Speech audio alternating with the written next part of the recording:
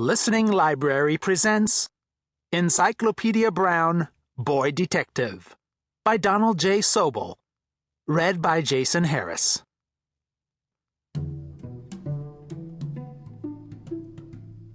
Encyclopedia Brown, Boy Detective.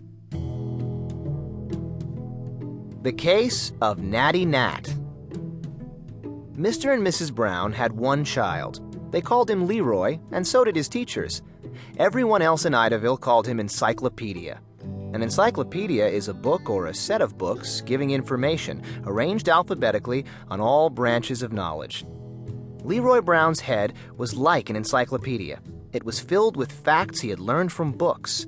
He was like a complete library walking around in sneakers. Old ladies who did crossword puzzles were always stopping him on the street to ask him questions. Just last Sunday, after church, Mrs. Conway, the butcher's wife, had asked him, "What is a three-letter word for a Swiss river beginning with A?" "R," Encyclopedia answered after a moment. He always waited a moment.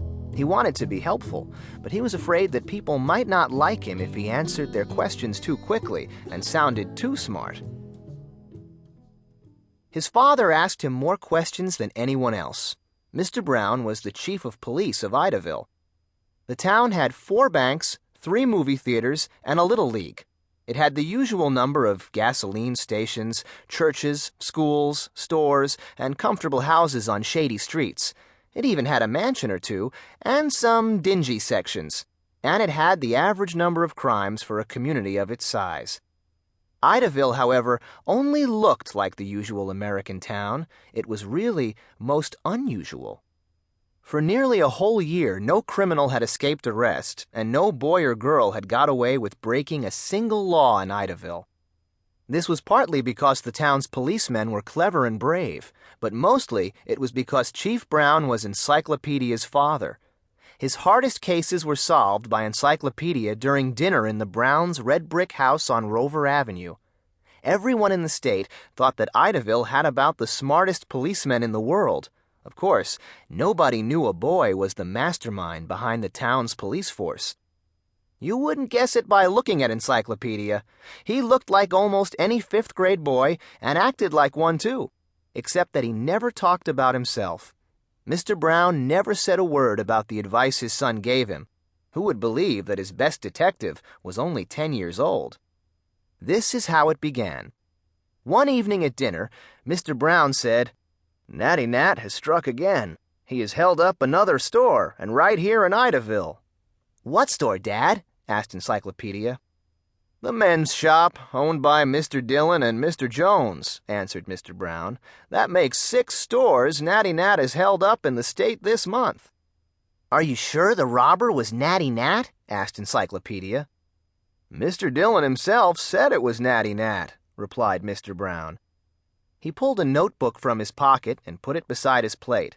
"I wrote down everything Mr. Dillon told me about the holdup. I'll read it to you." Encyclopedia closed his eyes. He always closed his eyes when he was getting ready to think hard. His father began to read what Mr. Dillon, the storekeeper, had told him about the holdup. "I was alone in the store. I did not know anyone had come in. Suddenly, a man's voice told me to raise my hands. I looked up then. I was face to face with the man the newspapers call Natty Nat. He had on a gray coat with a belt in the back, just as the newspapers said.